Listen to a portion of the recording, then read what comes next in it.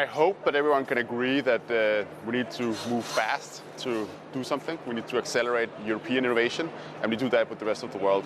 So my hope is that we can come together both from the political side of society and to all the businesses, right? But I think we know what to do, especially in the European Union.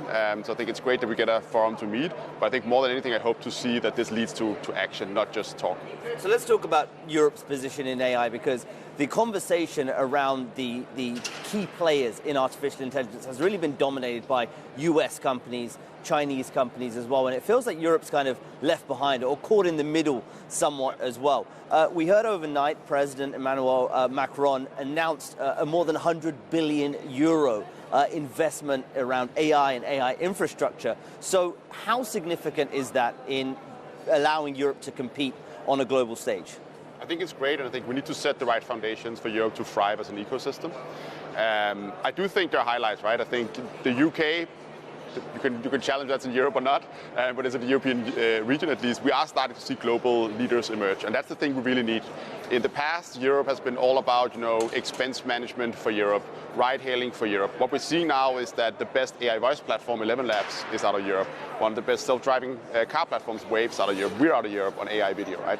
And that's the thing we really need. So I think it's great that we invest more in the infrastructure. I don't think it's the sole solution to the problem. There's lots of other things we need to work on as well. But what I think is really great is that there's political will to actually do something. And the sort of geopolitical situation is one where the China and the US are sort of going at each other in terms of a technology battle. But Europe, at the same time, the Europe and the US want to sort of team up in areas, but they're also at competition with each other. What does that mean in terms of a business like yours and in that environment? I still think that the Western Hemisphere is fairly connected, and even though we compete, it's kind of friendly competition, whereas you could argue that East and Western Hemisphere, it's sort of different from a geopolitical perspective, right? We need America. America needs us, I think. We have both regions have great things to provide, but I do hope that Europe can stand more on its own feet, as I said before, really begin to cultivate very, very, very large companies, because we need that. A large part of the conversation here, I think, is going to be about control, about guardrails, about risks, mitigating those risks, and ultimately potentially regulation as well. Europe in the EU has forged ahead with the EU AI Act, but there are other countries like the US and others which haven't really initiated any kind of regulation at this point. Do you think Europe's moved too quickly on regulating this very nascent technology? Absolutely. I think Europe has done what it always done, which is it over-regulates. And I think right now we're in the position where Europe has the most AI regulation of any region in the world, and very little AI companies, almost no AI companies, right? No real big AI companies. And so Europe has this tendency to sit down at a desk and try to think about all the different things that could go wrong and then regulate based off that. And that's a good starting point, and we should have that conversation. But ultimately, right, the world moves fast. We cannot predict the future. And I think what the UK government and the US government has done is said, we know these technologies are powerful. We know they will have harmful effects, but we will work with industry and figure out where are the weak points, what are the outcomes we don't want to happen, and we regulate backwards from that, right? And Europe has always jumped the gun, unfortunately, and I think that could really end up hurting Europe in the next couple of decades. But there is a line of thinking, particularly from some prominent scientists out there, who say, look, this technology, as we move towards smarter artificial intelligence, AGI even, that we're building technology that we don't know how to control. And so there needs to be guardrails quickly, because we're getting to that stage where AGI could come into force with no real controls at this point in time. So how do you respond to that? I think the kind of existential risk is very interesting. I love science fiction, and I think we should have that conversation, but I think that should be 5-10% of what we talk about here, right? In reality, AI is here, it's very powerful, it can be used to do many bad things, it can be used to do an insanely big amount of great things. Let's work with that. Yes, we want guardrails. Just want to think about this. We want to think about rolling this out in society in the safest way possible. But I think we've put too much emphasis on kind of like this science fiction outcome. I think we have a real world in front of us that we should focus most of our efforts on. How about at Synthesia? Your technology has the ability to create very lifelike avatars of people. How do you, this is a technology we call deepfake as well. We've seen harmful uses of deepfake technology. So how do you ensure that technology like yours, which at times is free to access, isn't being used in the wrong way? So AI safety is built into the product since we found the company back in 2017, right? So you cannot create an avatar of someone without their consent. You go through this KYC style check, like when you open a bank account.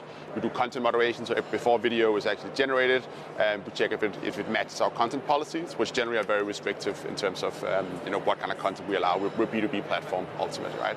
So for us, we've built that into the product, and very proud to say that no system is perfect. But I'm very proud of what we've achieved. We've done this without having to be forced by the regulators. We've done this by our own merit. I see a lot of CEOs and founders of companies that are building AI technologies that have the potential to harm as well take this stance, right? And I think that's really great. Of course, we can't just leave it up to the market to self-regulate entirely.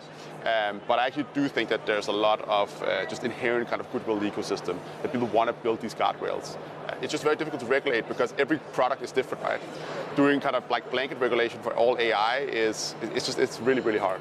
Victor, I just want to switch tack for the last minute or so around the technology shifts happening in AI. A lot of the focus has been on large language models and the foundational technologies. Then DeepSeek comes into the mix with and proving the ability to create a very efficient model, bringing into question how much people are spending on chips, on data centers, on infrastructure, and whether these large language models are even necessary to achieve some of the outcomes that these AI models promise. What has DeepSeek done to the way you're thinking about the foundational technology around AI, and particularly your products as well? I think for me, the DeepSeek story primarily underlines that markets and investors are driven by emotions, not by rational thought. I do think DeepSeek is very interesting, right? And I think it challenges the paradigm that brute force scaling is the only way to kind of build better and better models. And I think that's very interesting. I think that sort of challenges the investment case maybe for Anthropic and OpenAI at like current valuations. But I still think that when you look at users of these technologies, all the workflows, I think when we look back in 3 months' time, I think 0.01% of those is going to be moved to DeepSeek from OpenAI and Anthropic. Now that said, what I think is interesting is all the innovation, open source models like DeepSeek, enables the ecosystem to do without necessarily having to work with OpenAI and Anthropic. So I think it's less about like moving market share away from like the big players. I think they'll be big companies and they'll be the winners in this space. But it will enable a lot of smaller companies to thrive and grow faster without kind of like the same limitations and guardrails around it. So I think in many ways it's very positive for the ecosystem.